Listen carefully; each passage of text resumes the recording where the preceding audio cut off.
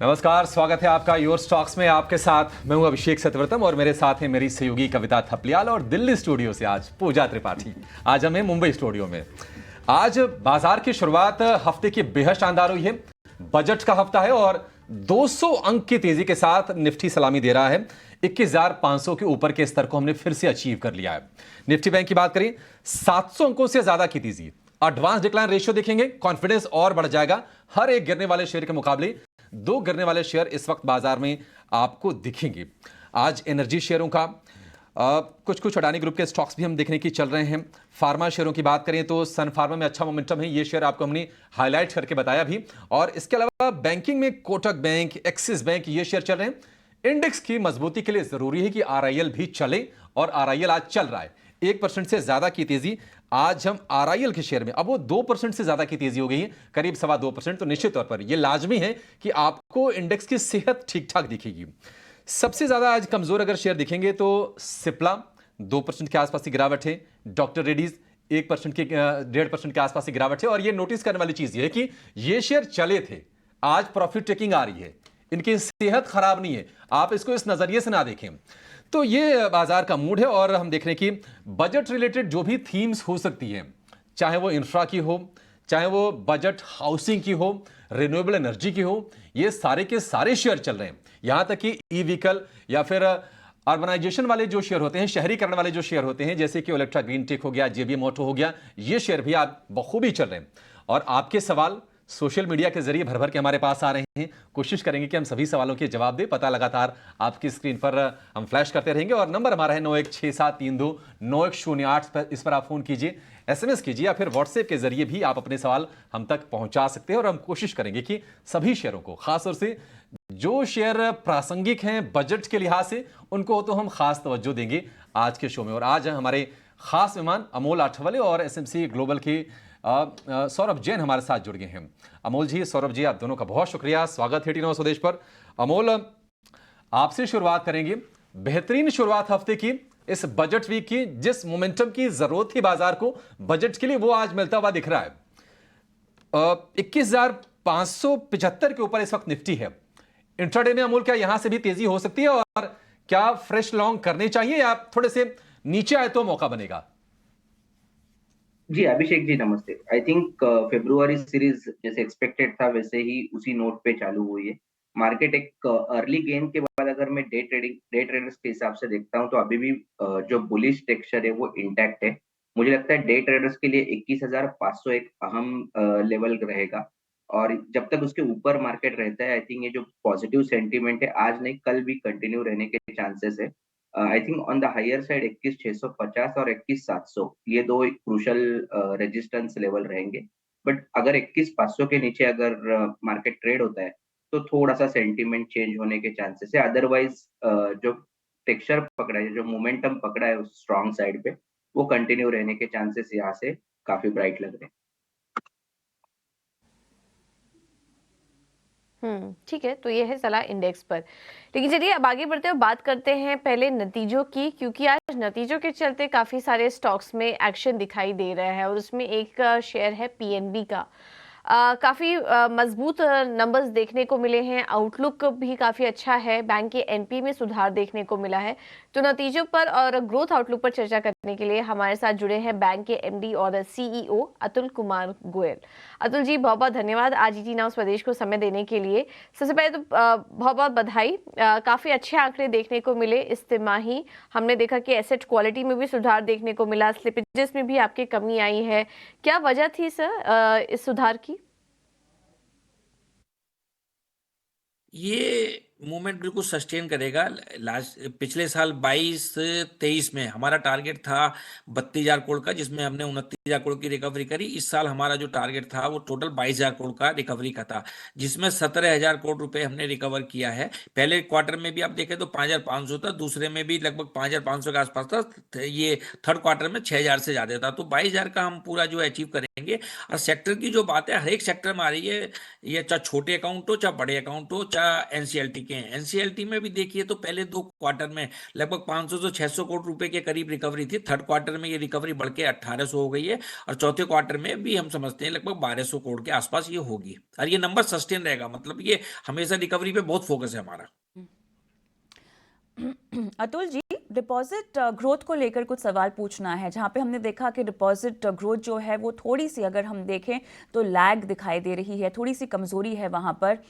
और जिस तरह से हम ऐसे माहौल में हैं जहां पर बैंक्स वैसे भी डिपॉजिट ग्रोथ को लेकर काफ़ी परेशानियां झेल रहे हैं, आने वाले वक्त में इस पर्टिकुलर इशू को आप कैसे सुलझाता हुआ देख रहे हैं? कैसे डिपॉजिट ग्रोथ को आप बढ़ाने को लेकर रणनीति बनाएंगे? पंजाब नेशनल बैंक के लिए मैं समझता हूँ कि डिपॉजिट ग्रोथ में कोई चैलेंज नहीं है। हालांकि डिफरेंस है थोड़ा सा, क्योंकि हमारी ग्रोथ जो क्रेडिट में 12.90 है, 9.35 जो है हमारी डिपॉजिट में।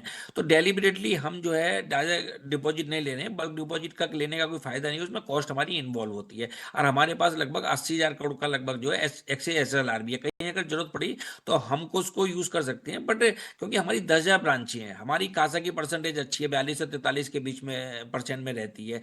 लास्ट 22-23 में हमने लगभग जो है 82 लाख अकाउंट खोले थे और इस करंट फाइनेंशियल में पहले 9 मंथ में लगभग 76 लाख अकाउंट हमने सेविंग बैंक के खोले हैं। और जो है करंट अकाउंट के भी लास्ट ईयर 22-23 में लगभग 2 लाख अकाउंट खुले थे। और जो है इस बार हमने जो लगभग ये आंकड़ा लगभग 1,96,000 का है लगभग, ये हमने पहले 9 मंथ में। तो इन अकाउंटों में भी पैसा आएगा सब में। और जो दूसरा हमने जो प्रोसेस है उसकी अकाउंट खोलने की, वो भी थोड़ी सी स्ट्रीमलाइन करी है। तो जल्दी अकाउंट खोलते हैं, पहले थोड़ा सा टाइम गैप था। तो आज सब ब्रांचों को हमने टैब दिए हैं, तो उससे भी हमारी जो है number of the account opening बढ़ रही है। तो कोई चैलेंज मैं समझता नहीं कि कासा के लिए और डिपॉजिट के लिए कोई चैलेंज होगा। ठीक है अतुल जी, नमस्कार, अभिषेक बोल रहा हूँ। अगर हम कैपेक्स साइकिल की बात करें तो इंडस्ट्री के जो एक्सपर्ट्स हैं ये मान के चल रहे हैं कि जो ही इलेक्शंस खत्म होंगे उसमें हम एक तेज़ उछाल देखेंगे। और ये चर्चा हम इसलिए कर रहे हैं क्योंकि आपके अगर हम टोटल एडवांसेस की बात करें तो उसमें जो कॉर्पोरेट बुक है उसका हिस्सा 45% के आसपास का है। क्या आपको भी लग रहा है कि यहाँ से इसे और एक थ्रस्ट, एक पुश मिल सकता है इलेक्शंस के बाद, और आप उस मौके को, उन अवसरों को भुनाने के लिए तैयार हैं आप? देखिए, एक तो हमारा लार्जेस्ट बैंक है और हमारा जैसे आपने कहा 45% लगभग कॉर्पोरेट में है और ये प्राइवेट कैपेक्स में लगता है संभावना है आप आफ्टर इलेक्शन आल्सो। तो I fully agree with you. और जहाँ तक कैपिटल का सवाल है कि कैपिटलाइज कैसे हैं, तो कैपिटल में हमारे we are well capitalise also. हमारा जो कैपिटल रेशो मिनिमम रिक्वायरमेंट से बहुत ज़्यादा है। और 22-23 में लगभग हमने जो 12,000 करोड़ की अप्रूवल ली थी बोर्ड से, जिसमें 7,000 करोड़ जो टायर 1 के लिए था और 5,000 टायर 2 के लिए था। तो टायर 2 में लगभग हमने 5,000 में से 3,090 हमने रेस कर लिए, क्योंकि ये रेशो हमारा 2% से काफ़ी ऊपर है। तो हमको टायर 2 में और रेस करने की जरूरत नहीं है। और 7,000 में जो हमारा टायर 1 था उसमें 4,153 करोड़ रुपीस हमने जो है ये अपना रेस किया है इस करंट ईयर में। और चौथे क्वार्टर में भी हम प्लान करते हैं कि थोड़ा कुछ 81 हम रेस करेंगे, अगर जो रेट ऑफ इंटरेस्ट हमारे चॉइस के हिसाब से होगा। और इसके अलावा हमने बोर्ड में जो है 7,500 करोड़ रुपए की कैपिटल का नेक्स्ट ईयर के लिए QIP और FPO का भी जो है सैंक्शन लिए, तो वो भी हम जरूरत पड़ने पे पड़ेंगे। तो कैपिटल का कोई इशू मैं समझता नहीं, क्योंकि एक बात और भी है कि 9 महीने का जो प्रॉफिट है वो भी कैपिटल एडिक्वेसी में जुड़ा नहीं है। तो जो चौथे क्वार्टर का भी जो प्रॉफिट होगा, तो इससे भी हमारी जो कैपिटल एडिक्वेसी मार्च 24 में बेहतर हो जाएगी। और बिल्कुल सब ROA जो कि एक काफ़ी अहम पैरामीटर होता है बैंकों के फाइनेंशियल्स को समझने के लिए, उसके बारे में हमारे दर्शकों को कुछ गाइडेंस दीजिए, क्योंकि वहाँ पर भी इस बार हमने सुधार देखा 0.60% पर अब आपका ROA आ चुका है। क्या हम उम्मीद करें कि आने वाले समय में जिस तरह से आपकी कमेंट्री निकल कर आ रही है, बहुत ही जल्द आप 1% के आंकड़े को भी पार करेंगे ROA में? ROA की गाइडेंस हमने दी थी कि 23-24 में ये डबल होगा पिछले साल से। लगभग 2,500 करोड़ का प्रॉफिट था पिछले साल और हमने गाइडेंस दी कि 6,000 होगा। तो ये 6,000 को हम फिर रिवाइज कर रहे हैं, क्योंकि हमारा जो 5,000 करोड़ का प्रॉफिट ऑलरेडी 9 मंथ में हो गया है और लगभग 2,200 करोड़ से ऊपर था दिसंबर में। तो ये लगभग नंबर 7,000 से 7,500 के बीच में रहेगा। तो और उसमें डबल से भी ज़्यादा इजाफा होगा। जहाँ तक आपका 1% का सवाल है, 1% में समझता हूँ जो हमने गाइडेंस दी है 24-25 के एग्जिट पे हम डेफिनेटली 1% का ROA का आंकड़ा भी अचीव करेंगे। अतुल जी, एसेट क्वालिटी अगर हम देखें मोटा मोटा तो ये काफ़ी ठीक ठाक दिखाई दे रही है, लेकिन यहाँ पर अगर हम रिस्क फैक्टर्स देखें तो वो एमएसएमई और एग्री बुक की तरफ से आते हुए दिखाई दे रहे हैं, जहाँ पे ग्रॉस एनपीए में इसका प्रोपोजिशन थोड़ा सा ज़्यादा है। बुक में लगभग 30% के आसपास जो है इसका उल्लेख किया गया है। क्या ये कंसर्निंग है? इसको आगे आप कैसे सुधारेंगे? क्या रणनीति होगी?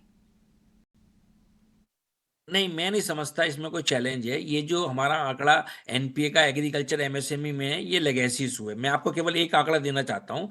जुलाई 20 से दिसंबर 23 तक ये लगभग जो 3.5 साल का आंकड़ा है, इसमें लगभग हमने 7.11 लाख करोड़ जो है सैंक्शन किया है, जिसमें जो है 6.48 करोड़ जो है डिसबर्समेंट हुआ है और लगभग 5.08 लाख करोड़ जो है इसमें आउटस्टैंडिंग है। तो इसमें जो ग्रॉस एनपीए है वो 0.24% है और इसमें देखिए 0.30 केवल जो है एग्रीकल्चर का है, 0.19 आपका रिटेल का है, 1.49 केवल जो है एमएसएमई का है। तो ये नई अंडरराइटिंग में हमने बहुत सारे जो है नई चेंजेस किए हैं और कलेक्शन एफिशिएंसी बढ़ाई है। तो मैं नहीं समझता कि एग्रीकल्चर और एमएसएमई में भी कोई एनपीए बढ़ने की संभावना है इन टाइम्स टू कम। शुक्रिया अतुल कुमार जी, आपने समय निकाला और इतने विस्तार से नतीजों के तमाम पैमानों पर हमसे बात की और दर्शकों का मार्गदर्शन भी किया। लेकिन जल्दी से पीएनबी पर हमारे जो आज के मार्केट एक्सपर्ट्स हैं उनसे भी एक टेक ले लेते हैं। और सौरभ, आपके पास आऊँगी। मैनेजमेंट की कमेंट्री आपने सुनी जो हमारे साथ चर्चा में हुई है। नतीजे हम देख रहे हैं कि बेहतर आए हैं तमाम फ्रंट्स पर। बताइए, किस तरह की कोई रणनीति बनाई जा सकती है या कुछ और खरीदारी की जा सकती है?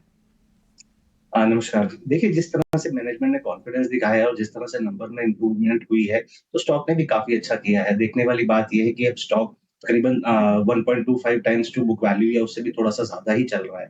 आरओए, आरओई अभी कम है। इसके हिसाब से अगर हम दूसरे बैंक देखें जैसे कि यूनियन कैनरा बैंक, वहाँ पर आपको रिटर्न रेशियोज़ बेहतर है और वैल्यूएशन कहीं न कहीं पीएनबी से थोड़ी बराबर है या थोड़ी कम है और वो थोड़े बेहतर बैंक है।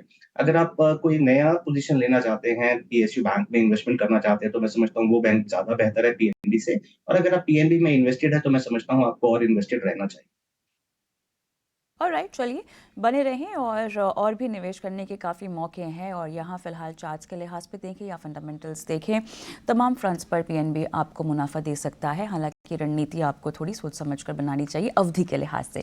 की शुरुआत करेंगे और पहले दर्शक को जोड़ेंगे। पटना से आशुतोष हमारे साथ हैं। आशुतोष, नमस्कार। पूछिए, क्या जानना है आपको? नमस्कार सर जी। एसबीआई कार्ड सर 3 महीना से लिए हुए है, माइनस में ही चल रहा है। 3 महीने से लिए हैं, माइनस में ही चल रहा है। प्रश्न बिल्कुल वाजिब है। 765 के हिसाब से लिए सर, 3 महीना हो गया है। 765। क्या करें सर? आज सौरभ जी 6% का कट है और जो नतीजे आए हैं वो कमज़ोर है। और कहते हैं ना कि एक तो करेला दूजा नीम चढ़ा। मॉर्गन स्टैनली ने उसमें टारगेट भी कट कर दिया, 950 वाले लक्ष्य को हटा के 750 कर दिया और रेटिंग हटा के इक्वल वेट कर दी। नतीजों की अगर बात कर लें तो कमज़ोर साइड पर हैं और उसमें दिक्कत वाली चीज़ ये है कि ग्रॉस एनपीए और नेट एनपीए दोनों में तिमाही आधार पर भी बढ़त देखने को मिली है और सालाना आधार पर भी उछाल है और ये चीज़ बाजार को, बड़े ब्रोकरेजेस को पसंद नहीं आ रही है। शेयर है साल भर के निचले स्तर पर। पिछले साल की बात करें तो एग्जैक्टली इसी लेवल के आसपास था इस टाइम। सलाह क्या होगी? समय और दें इसको, शेयर को निवेशित रहें या फिर चीजें ठीक नहीं लग रही हैं, कोई अच्छा विकल्प आप सुझाएंगे? नमस्कार अभिषेक जी। देखिए, जो नंबर्स की बात करें तो नंबर्स में बिल्कुल जो आशा के हिसाब से नहीं आ रहे हैं। ऑपरेशनल जो परफॉर्मेंस है वो गिरती जा रही है। जो इनका रिवॉल्वर क्रेडिट है उसका शेयर गिरता जा रहा है। नेट इंटरेस्ट मार्जिन पे दबाव है, एनपीए में बढ़ोतरी है। और दूसरी बात, कहीं न कहीं मैनेजमेंट जो पिछले क्वार्टर में कहीं न कहीं थोड़ा-सा कॉन्फिडेंस दिखा रही थी कि जनवरी से चीज़ें बेहतर होनी शुरू होंगी, वो अभी भी कहीं न कहीं उनका थोड़ा जो रुख है वो थोड़ा नरमी की तरफ ही है अगले 2 क्वार्टर के लिए। मैं नहीं समझता कि अगले 6 महीने तक भी कोई इनके जो ऑपरेशनल मैट्रिक्स हैं वो कहीं में उसमें कोई चेंज आने वाला है। बेहतर तो यही रहेगा कि आप यहाँ से निकल जाएँ। देखिए, मार्केट में ऐसा है कि जिस चीज़ की डिमांड नहीं होती है, तो उस चीज़ की सप्लाई होती है। अभी जिस तरह से नंबर आ रहे हैं, तो इसमें बायर्स का इंटरेस्ट बहुत वीक रहेगा। जो लॉन्ग टर्म इन्वेस्टर्स हैं, उनका इंटरेस्ट कम ही रहने वाला है और जो लोग परेशान हैं, वो लोग बेचेंगे ही। तो मैं समझता हूँ शेयर में दबाव ही रहेगा। इससे बेहतर ये है कि आप इसमें से निकल जाएँ। बैंकिंग क्षेत्र एज़ सच अच्छा लगता है, पीएसयू बैंक में जैसे यूनियन कैनरा मैंने पहले भी बोला था, या आईटी क्षेत्र अब अच्छा लगता है, एचसीएल टेक्नोलॉजीज़, TCS, इस तरह के शेयर अच्छे लगते हैं। अगर आप लंबे समय के लिए इन्वेस्ट करना चाहते हैं तो यहाँ से पैसे निकाल के वहाँ डालिए। मैं समझता हूँ कि आप अपने नुकसान की भी भरपाई कर पाएंगे और थोड़ा मुनाफा भी बना पाएंगे। ठीक है, तो ये है सलाह आईटी स्टॉक्स पर, और आपके सवाल पर भी आपको राय दे दी गई है। आप निकल जाइए, और आईटी स्टॉक्स में अगर आप एंट्री लेते हैं तो आपके जो नुकसान की भरपाई है वो तेजी से हो सकती है। चलिए, अब एक और ट्रेडिंग आइडिया आपके सामने रखेंगे ऑप्शन की चैंपियन सेगमेंट के जरिए।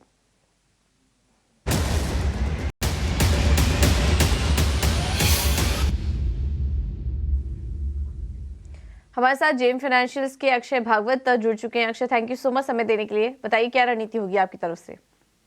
Good morning. तो आज आप देखें तो PSU बैंक्स में थोड़ा अच्छा मोमेंटम गेन करा है first day of February series में। तो यहाँ पे जो स्टॉक का चुनाव किया है, स्टॉक का नाम है बैंक ऑफ बड़ौदा। तो आपको रणनीति बनानी है कि 235 की जो कॉल है 10 और 8.5 रुपए के आसपास ट्रेड हो रही है, उसको आपको बाय करनी है। इस पे आपको टारगेट बना के चलना है 14 फर्स्ट टारगेट। इसका एक्सटेंडेड टारगेट बनेगा 16 तक, और ये ट्रेड में आप स्टॉप लॉस बनाइए 5.75 रुपए का। तो सबसे पहले व्यू है कि शॉर्ट टर्म में हम एक्सपेक्ट कर रहे हैं कि बैंक ऑफ बड़ौदा अपसाइड में 250 तक जा सकता है। तो उसके चलते आपको वेनिला कॉल बाय करना है। जो मैंने 235 की कॉल बाय करने की रणनीति दी है, उसमें एब्सोल्यूट प्रॉफिट पोटेंशियल आपका है करीबन 14,500 का, और जो रिस्क या लॉस है ये ट्रेड में बनेगा 7,500 का। ठीक है, थैंक यू अक्षत आपका ये रणनीति सुझाने के लिए। तो क्लियर कट रणनीति, कॉल खरीदे 235 की बैंक ऑफ बड़ौदा की, 10 रुपए के आसपास है लगभग। 14 से 16 के लक्ष्य के लिए आप यहाँ पर एंट्री ले सकते हैं, जिसमें कि अधिकतम मुनाफा जो है वो 14,500 का होगा। लेकिन नुकसान का भी ध्यान रखिए, और एक रिस्क डिस्क्लोजर भी आपको बता देते हैं सेबी की तरफ से। सेबी ये सलाह देती है कि जब भी आप ऑप्शन में ट्रेड कर रहे हैं संभल के ट्रेड कीजिए, स्टॉप लॉसेस का ध्यान रखिए, क्योंकि ज़्यादातर लोगों को इसमें नुकसान होता है। चलिए अब आगे बढ़ेंगे और अगले दर्शक को शामिल करते हैं। हमारे साथ मुंबई से ज्ञानेश्वर जी जुड़ चुके हैं फोन लाइन पर। नमस्कार, सवाल पूछिए अपना। मैम मेरा DCB शेयर्स है 156.23, 525 शेयर्स है। रखूं कि क्या करूं कि बढ़ी नहीं रहा 1 महीने से। हाँ, जैसे बिल्कुल आप ठीक कह रहे हैं। 1 महीने से उन्हीं लेवल्स पर, इनफैक्ट थोड़ा और नीचे ही आ चुका है DCB बैंक। ज़्यादा कुछ एक्शन हाल फिलहाल में स्टॉक में दिखा नहीं है, और एक रेंज में फंसा हुआ है DCB बैंक के स्टॉक को अगर देखें तो। यहाँ पर सौरभ क्या सलाह देंगे? DCB बैंक में बने रहना सही होगा? हालांकि थोड़ा ऊपरी लेवल पर इन्होंने ले लिया था, वहाँ से स्टॉक चल नहीं पा रहा है दोबारा। अभी क्या करें? नुकसान भी काफ़ी हो रहा है इनको। एक छोटा बैंक है, थोड़े से ऑपरेशनल मैट्रिक्स में थोड़ा-सा फ़र्क आ जाता है। जिस तरह से आजकल डिपॉज़िट में पूरे बैंकिंग क्षेत्र में प्रेशर आ रहा है, नेट इंटरेस्ट मार्जिन पे प्रेशर आ रहा है, वही मुझे लगता है कि थोड़ा-सा इस बैंक के साथ भी ऐसा लगता है कि प्रेशर आएगा। इसी वजह से स्टॉक अंडर परफ़ॉर्म कर रहा है। तो मुझे लगता है कि बेहतर होगा कि आप निकल जाएँ और जिस तरह से हमने अभी बताया आईटी क्षेत्र या PSU बैंक, वहाँ पर आप पैसे को शिफ्ट करें।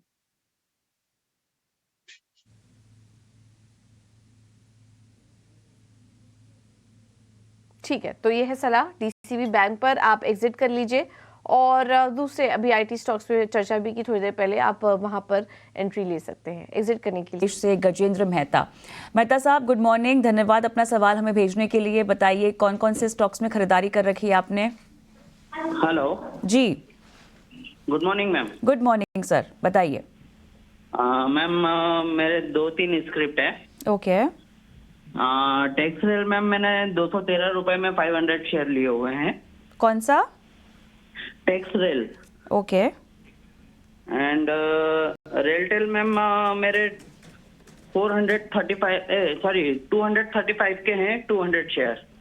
235 रेलटेल, ओके। एंड इरकॉन है मैम 500 शेयर 160 के। इरकॉन का क्या लेवल बताया? 160 के 500 शेयर है मैम। 160, ठीक है। Yes ma'am. और राइट, अमोल आपके पास आऊंगी। रेलटेल 235 पर इन्होंने खरीदारी कर रखी है। जी, 235 पे आपने बोला जी। ओके। रेलटेल तो अभी आई थिंक 430 के आसपास चल रहा है। अभी भी पॉजिटिव ही मोमेंटम है रेलटेल में। अगर देखता हूँ तो कहीं भी रिवर्सल के चांसेस नहीं दिख रहे, बट मुझे लगता है कि अगर उनको शॉर्ट टर्म में स्पेसिफिकली देखना है तो 380 378 का स्टॉप लॉस रख सकते हैं, जहाँ पे 20 डे सिंपल मूविंग एवरेज है। अगर उसके नीचे अगर स्टॉक ट्रेड होता है तो थोड़ा सा प्रॉफिट बुकिंग बढ़ सकता है। अदरवाइज मैं ब्रॉडर टेक्सचर अगर देखता हूँ वीकली या मंथली पे, तो कहीं भी सेल ऑफ स्टॉक में नहीं दिख रहा है। इरकॉन लिया हुआ है 160 पर, और टेक्समेको रेल आपने कितने में लिया है मेहता साहब? 213 213 213 पे। चलिए, बजट की थीम के लिहाज से यहाँ पर अगर कोई रणनीति बनानी भी हो इस वक्त तो आप क्या रेकमेंड करेंगे अमोल? जी, आई थिंक टेक्सरेल के अगर आप देखते हैं तो स्टॉक थोड़ा एक्सपेंसिव है। वैसे भी वीकनेस नहीं है, बट थोड़ा एक्सपेंसिव है। स्टॉक काफी भाग गया है। 45 से लेके 210 तक वन साइड स्टॉक ने रैली किया है। शायद अभी बजट है तो वहां पे थोड़ा सा वोलेटाइल हो सकता है, बट ब्रॉडर टेक्सचर अभी भी अच्छा है। तो आई थिंक टेक्सरेल के लिए मैं बोलूंगा कि 185, जहाँ पे 20 day simple moving average again है और वहां पे अच्छा एक बेस है, वो एक अच्छा खासा सपोर्ट लेवल का काम करेगा। On the higher side I think 225 230 तक ये स्टॉक कंटिन्यू कर सकता है। और तीसरा उनका स्टॉक है आई थिंक इरकॉन। उसके बारे में अगर मैं देखता हूँ तो ये स्टॉक लास्ट मंथ में अच्छा खासा रैली किया था। अभी थोड़ा सा एक प्रॉफिट बुकिंग है, एक रेंज बाउंड टेक्सचर में है, बट मुझे लगता है कि 215 एक बेस पकड़ के चल सकते हैं purely for the short term point of view. और उसके ऊपर अगर स्टॉक रहता है तो 278 280 तक ये स्टॉक जा सकता है। बट जैसे कि आगे बजट इवेंट है तो थोड़ा सा वोलेटिलिटी दोनों तरफ बढ़ने के चांसेस स्टॉक में दिख रहे हैं।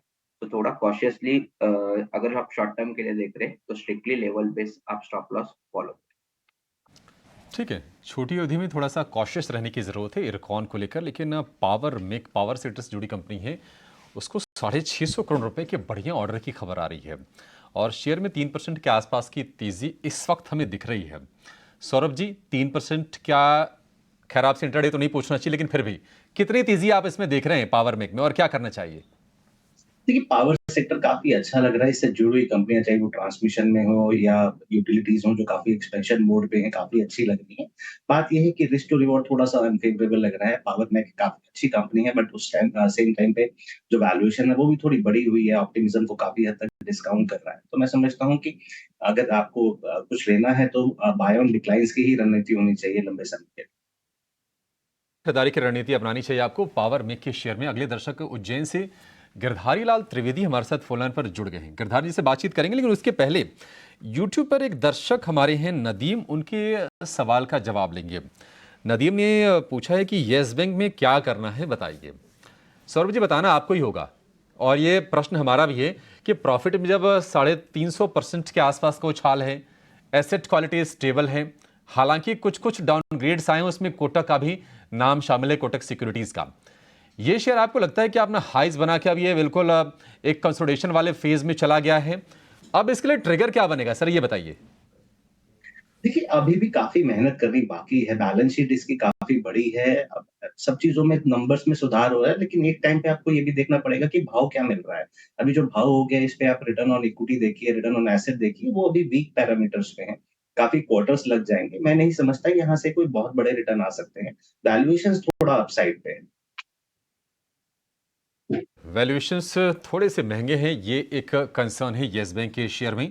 यूट्यूब पे आप अपने सवाल हमसे पूछते रहिए, बाकी जो प्लेटफॉर्म से वहाँ भी अपने सवाल पूछिए, और हम बिल्कुल आपके सवालों को एड्रेस कर भी रहे हैं लाइव। बिल्कुल आप पूछिए सवाल। अगले दर्शक गिरधारी लाल को जोड़ेंगे। गिरधारी लाल जी नमस्कार, पूछिए सर, क्या जानना है आपको? नमस्ते सर। सर, वो स्टार हेल्थ के मेरे पास 105 शेयर हैं 799 के रेट से। 799 के भाव से हैं 105 शेयर। हाँ जी। गिरधारी लाल जी, आपने ये शेयर खरीदे कब थे सर, जरा बताएंगे? सर, जब ये इसका इशू आया था उसके बाद जब भाव गिरे तब तक खरीदे हम थोड़े थोड़े करके। भाव गिरे उसके बाद आपने खरीदे, उसके बाद भाव और गिर गया? हाँ, भाव और अभी कम गिर गया ना अभी तो। इशू आया था ना, पब्लिक इशू आया था, आईपीओ आया था इसका। बिल्कुल बिल्कुल बिल्कुल, ठीक है। रेंज में ही रहा है, रेंज में हालांकि उठा पटक बहुत हुई है स्टार हेल्थ के शेयर में। 555 का भाव है, 799 की खरीद है, काफ़ी नीचे इनके भाव से, ऑलमोस्ट प्रति शेयर की बात करें तो 250 नीचे। अमोल, स्ट्रक्चर आपको किस तरह का दिख रहा है? क्या आप इसमें हाल फिलहाल 1-2 महीने 3 महीने में कोई ऐसे ट्रिगर्स आप खोज पा रहे हैं जो शेयर को ऊपर लेकर जाएगा? देखो, अगर वीकली पे देखेंगे तो अभी भी स्टॉक में प्रेशर बना हुआ है, और सबसे इम्पोर्टेंट चीज है कि अभी भी stock 200 day simple moving average के नीचे ही ट्रेड हो रहा है। क्लियर है कि ये रैली में स्टॉक ने कंट्रीब्यूट नहीं किया है। अगर मैं पॉजिटिव साइंस देखता हूँ तो स्टॉक अभी 50 और 20 डे सिंपल मूविंग एवरेज के यहाँ ट्रेड हो रहा है, और एक बाउंस बैक हुआ है लोअर जो एकदम फॉल हुआ था उससे। तो मुझे लगता है कि कहीं ना कहीं 540 एक अहम लेवल लेवल रहेगा आने वाले दिनों में। उसके ऊपर रहता है तो स्टॉक में टेक्निकल बाउंस बैक आ सकता है, बट कोई बड़ा तेजी अभी तक ये लेवल से अभी मुझे नहीं लग रहा है। 588 590 ये आने वाले दिनों में स्टॉक में एक बाउंस बैक आया तो ये लेवल दिख सकते हैं।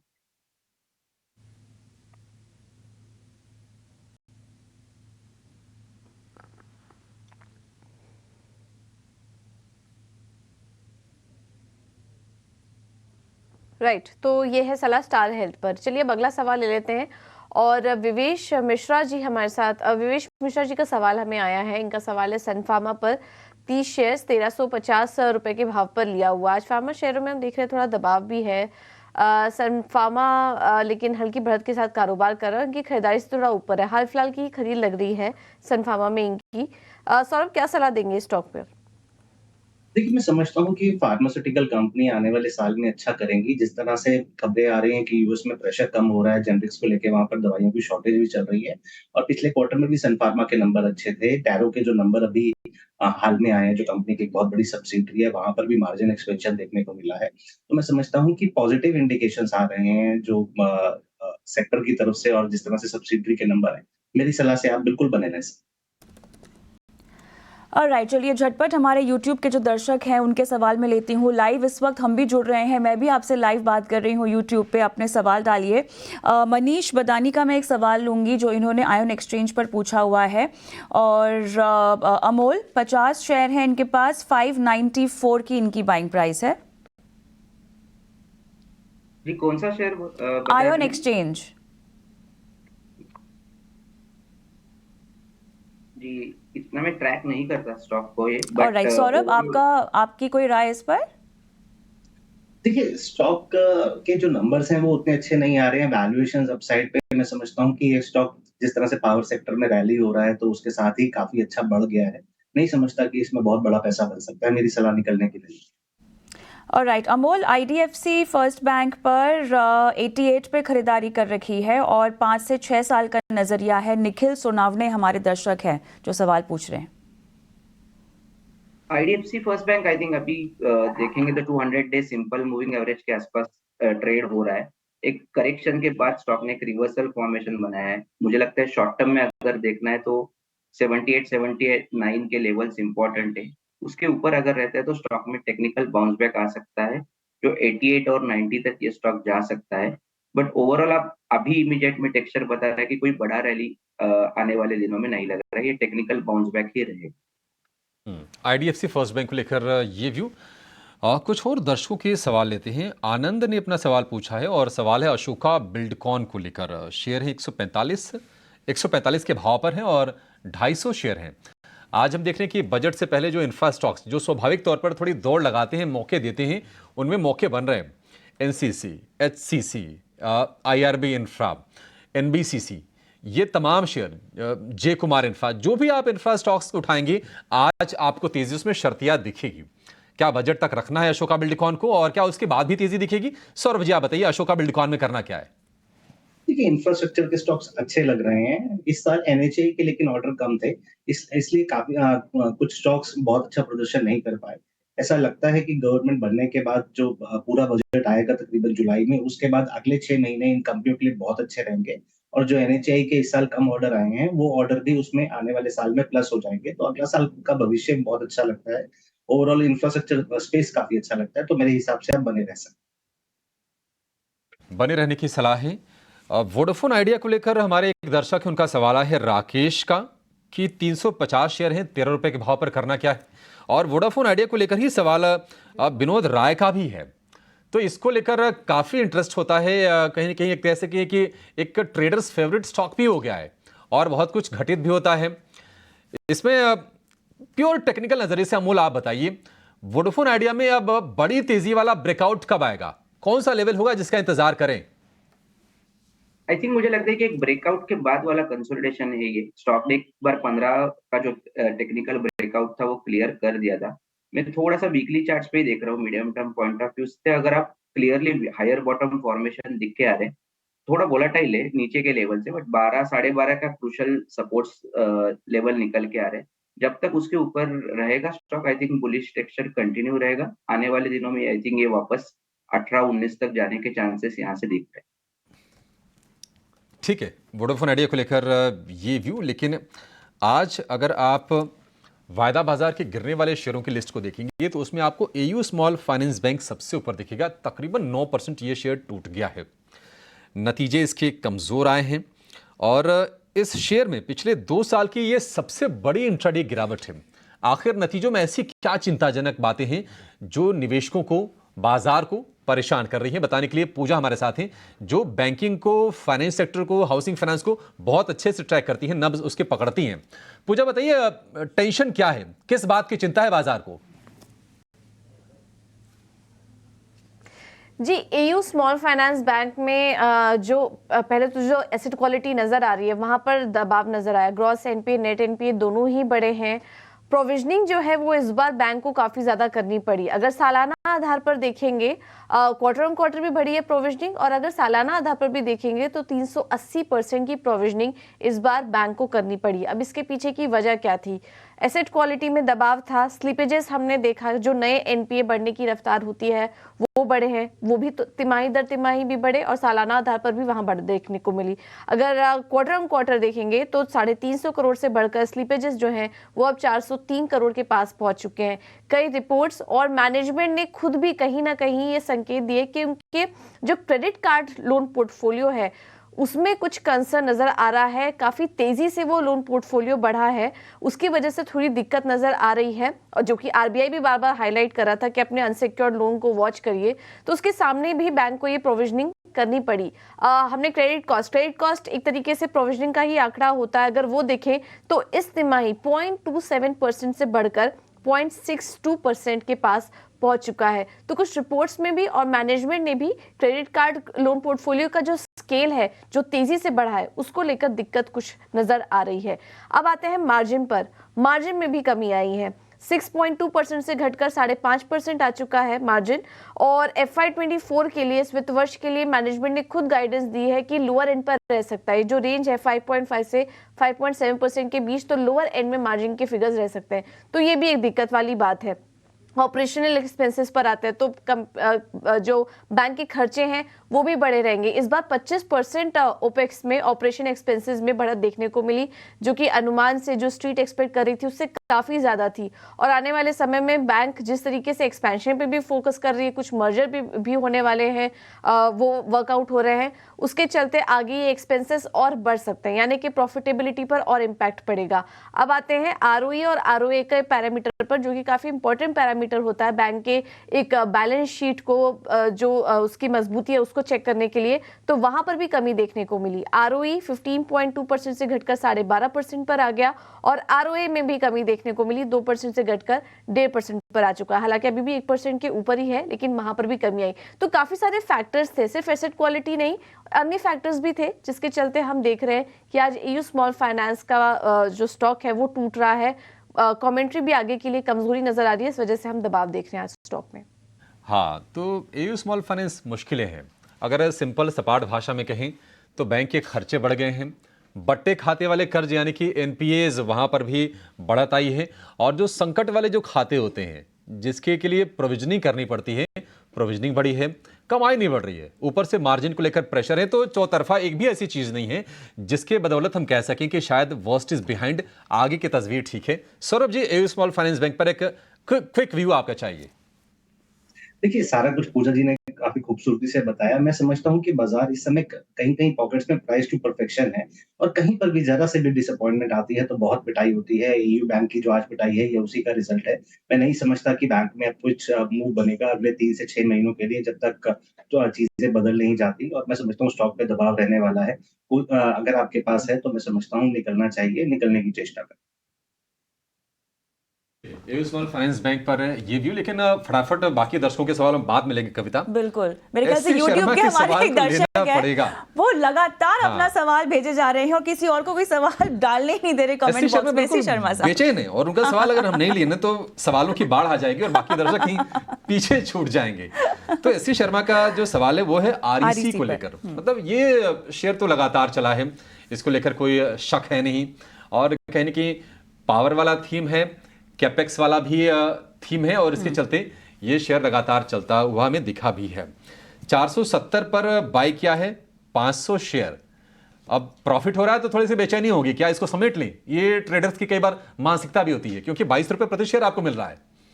अमोल बताइए करना क्या है? 500 रुपए पार करके शेयर को आप आगे ही जाते हुए देख रहे हैं? जी, आई थिंक एक स्टॉक काफी चला है, ओवरबॉट है, बट अभी भी बुलिश फॉर्मेशन है और इंटैक्ट है। मुझे लगता है कि एक बार अगर वो प्योरली शॉर्ट टर्म के हिसाब से देख रहे हैं तो एक बार पार्शियल प्रॉफिट बुक करके आई थिंक 459 का ट्रेल स्टॉप लॉस रखना चाहिए। ओवरऑल भी टेक्सचर बुलिश ही है, बट थोड़ा सा ओवरबॉट है, इसके लिए थोड़ा सा करेक्शन सेकंड हाफ में या फरवरी के सेकंड हाफ में शायद आ सकता है, बट जब तक 459 के ऊपर है आई थिंक जो बुलिश फॉर्मेशन है वो इंटैक्ट रहेगा और आने वाले दिनों में 500 तक भी जाने के चांसेस यहाँ से काफी ज्यादा है। 1 महीने का इनका व्यू है, तो 1 महीने के हिसाब से पार्ट प्रॉफिट बुक कर लें? जी, कर सकते हैं। और राइट, चलिए एस.सी. शर्मा साहब, उम्मीद करते हैं कि आपको आपके सवाल का जवाब मिल गया हो। और हरिओम जी मेरे साथ फोन लाइन पर हैं। नमस्कार। Good morning madam. Good morning sir, बताइए किस में आपने खरीदारी? मेरे पास दिव्यानी इंटरनेशनल के शेयर है जी। 1200 शेयर है, 185 पे लिया था मैंने। 185 पे लिया था, तो फिलहाल तो आपको घाटा हो रहा है। कब तक रुकना चाहेंगे? मैं भी 2-3 ही महीने रुकना चाहता हूँ इसमें। 2 महीने और?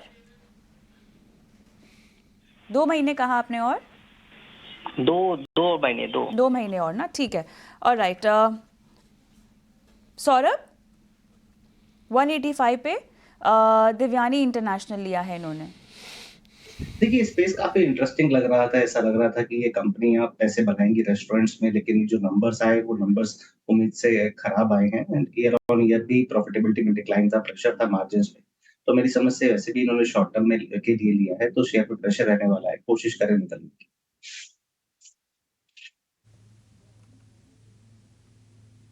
ठीक है, तो ये है सलाह दिव्यानी इंटरनेशनल पर। व्हाट्सएप पर उत्तर प्रदेश से सवाल भेजा है हमें सुमेश जी ने। HDFC बैंक है, 120 शेयर्स 1485 पर इन्होंने लिया हुआ है। आज फोकस में भी था ये स्टॉक, कुछ बड़े सौदे भी हुए हैं और हाल फिलहाल में खबरों में एक्शन में काफ़ी रहा। इनकी हाल फिलहाल की ही खरीद लग रही है, 3-4 हज़ार के आसपास का नुकसान भी उठा रहे हैं स्टॉक में। अमूल, टेक्निकल चार्ट्स पर HDFC बैंक कैसा लग रहा है, क्योंकि इनका ट्रेडिंग का ही नजरिया लग रहा है स्टॉक में? आई थिंक शॉर्ट टर्म में काफी पेन हुआ है स्टॉक में, और इमीडिएट में तो आएगा तो टेक्निकल बाउंस बैक ज्यादा लग रहा है। मुझे लगता है कि 1500 तक, 1480 और 1500 तक एक टेक्निकल बाउंस बैक आ सकता है। बट अगर हम थोड़ा मीडियम टर्म देखें या लॉन्ग टर्म का व्यू रहता है तो स्टॉक ब्लू चिप है, क्वालिटी स्टॉक है। बट शॉर्ट टर्म में मुझे लगता है कि अगर उनको स्टॉप लॉस कहीं लगाना है तो 1420, 1421 के आसपास एक स्टॉप लॉस लगा सकते हैं। उसके नीचे गए तो I think technical texture weak होगा, वीकनेस और बढ़ने के चांसेस यहाँ से ज्यादा पढ़ते हैं। और अगला सवाल शिव कुमार साहू का मैं लूंगी। इन्होंने शायद व्हाट्सएप के जरिए अपना सवाल हमें भेजा है और बजाज फाइनेंस पर ये राय लेना चाहते हैं। सौरभ, इन्होंने खरीदारी कर रखी है और 2 सवाल है एमटार और बजाज फाइनेंस में। एमटार इनके पास 2100 पे लिया हुआ है। देखिए बजाज फाइनेंस एक बहुत बड़ी दिग्गज कंपनी है, नंबर्स में हमने पिछले क्वार्टर्स में सुधार आते हुए देखा। इंश्योरेंस एक ड्रैग है जो कि बजाज फिंसर्व के लिए। ओवरऑल मैं समझता हूँ कि जो लेंडिंग है वो पेस शायद उतनी स्पीड से नहीं आ रहा जितनी स्पीड से चाहिए था, और पीछे आरबीआई के जो कदम आए कुछ उसकी वजह से भी ऐसा लग रहा है कि जो ग्रोथ में थोड़ी परेशानी आएगी। हो सकता है कि स्टॉक थोड़ा अंडर परफॉर्म करे जिस तरह से अभी कर रहा है। तो बेहतर ये रहेगा कि आप यहाँ से अगर पैसा शिफ्ट करना चाहें तो प्राइवेट बैंकिंग में जैसे आईसीआईसीआई बैंक है वहां पर भी आप पैसे को शिफ्ट कर सकते हैं। तो बजाज फाइनेंस में 6700 के आसपास की इनकी बाइंग है और एमटार में 2100 की है। एमटार पे नहीं बता पाऊंगा, कवरेज में नहीं। कोई बात नहीं। अमोल?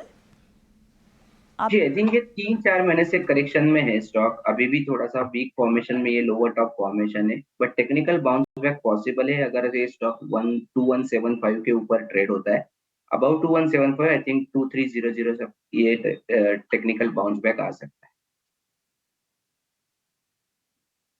लेकिन सोशल मीडिया पर ना एक्चुअली जब बजट नज़दीक होता है तो बजट से रिलेटेड जो भी शेयर होते हैं उनको लेकर सवाल बहुत आते हैं, और इतने सवाल आ रहे हैं, मतलब इतने सवाल आ रहे हैं कि ये पूछे मत। आप जाके लाइव चेक कर लीजिए बल्कि यूट्यूब पे। बिल्कुल। और दर्शकों से हम गुजारिश भी करना चाहेंगे कि सवाल अगर आप एक बार लिखेंगे ना तो हमारे लिए सहूलियत ज़्यादा होगी। अदरवाइज क्या होता है कि सवाल फिर छुप जाते हैं और उनको फिर ट्रेस करना, ट्रैक करना फिर थोड़ा सा मुश्किल हो जाता है। लेकिन IRCTC को लेकर मर्दन अली नदफ का सवाल है। इनके बाइंग प्राइस 174 रुपये, और एक दर्शक हैं, अब यही है कि इतने सवाल आ रहे हैं कि फिर वो खोजना मुश्किल है। उनका सवाल है कि राइट्स में क्या फ्रेश बाइंग करें। 174 की जो बाइंग होगी IRCTC में, निश्चित तौर पर ये कोरोना के समय की होगी और अब 980 रुपये का भाव है, तो प्रॉफिट तो ज़बरदस्त है। लेकिन क्या प्रॉफिट थोड़ी सी और बढ़ सकती है, क्योंकि बजट में निश्चित तौर पर रेलवे के लिए कुछ न कुछ आएगा। ये ज़रूर है कि इंटरिम बजट है, लेकिन रेलवे को मिलेगी कुछ न कुछ चीज़ें।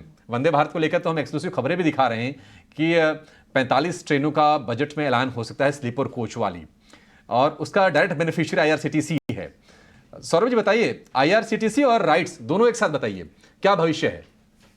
ये भविष्य काफी अच्छा है, नंबर्स आगे इम्प्रूव होंगे, लेकिन भविष्य को काफी हद तक बाजार ने प्राइसेस में डिस्काउंट कर रखा है। स्टॉक अभी काफी अच्छे महंगे हो गए हैं, रीबैलेंसिंग की जरूरत है। तो मुझे लगता है कि आपको अगर अच्छे मुनाफे आ रहे हैं और आपके पोर्टफोलियो में इसका शेयर बढ़ गया है तो ट्रेंड डाउन करने की आवश्यकता है। ओके, ठीक है। ये है सलाह रेलवे स्टॉक्स पर और IRCTC और राइट्स पर। लेकिन चलिए अब मार्केट से जुड़ी एक अहम खबर आपको बता देते हैं, क्योंकि मार्केट में जिस तरह से कुछ अफवाहें उड़ती हैं, कुछ खबरें आती हैं, उससे लेकर स्टॉक मार्केट और स्टॉक प्राइसेस में भी रिएक्शन दिखता है। ऐसे में मार्केट रेगुलेटर सेबी ने अफवाहों की पुष्टि नियम लागू करने की जो डेडलाइन है वो बढ़ा दी है। डिटेल्स के साथ अंकुर मिश्रा जुड़ चुके हैं। अंकुर बताइए। जी हाँ, सेबी ने जो टॉप लिस्टेड फर्म्स हैं उनको फिर से एक बार ब्रीदर दिया है, और ये है मार्केट र्यूमर वेरिफिकेशन नॉर्म्स के इम्प्लीमेंटेशन में। पहले जो ये नियम थे वो 1 फरवरी 2024 से अप्लाई होने थे, और ये होने थे टॉप 100 लिस्टेड फर्म्स पे। अब इस डेडलाइन को आगे बढ़ा दिया गया है जून 2024 तक। इसी तरीके से टॉप 250 लिस्टेड फर्म्स के लिए जो नियम थे वो 1 अगस्त से अप्लाई होने थे, और अब ये जो डेडलाइन है वो बढ़ाकर 1 दिसंबर 2024 कर दी गई है। तो ये जो कंपनीज हैं उनको ब्रीदर तो मिलेगा ही, साथ ही साथ इंडस्ट्री स्टैंडर्ड फोरम है जिसके साथ से भी चर्चा कर रहा है कि किस तरीके से इन नियमों का पालन हो। तो यहां पर जो सजेशन आया है वो यही है कि न सिर्फ मटीरियलिटी ऑफ द इवेंट्स, लेकिन जो स्क्रिप्ट्स का मूवमेंट है उसके हिसाब से तय होना चाहिए कि जो कंपनी है उसको रिस्पॉन्ड करना है या नहीं। अब देखना यह होगा कि सेबी इंडस्ट्री स्टैंडर्ड फोरम के साथ मिलकर फाइनली किन नियमों को लेकर आती है। ऑलराइट, चलिए शुक्रिया अंकुर तमाम डिटेल्स के लिए। और इसी के साथ योर स्टॉक में आज मुझे अभिषेक और पूजा को इजाज़त दें, लेकिन दर्शकों के सवाल जितने भी आ रहे हैं हम हमारी कल की पेशकश में इन सवालों को शामिल करेंगे। लेकिन ब्रेक के बाद मुनाफे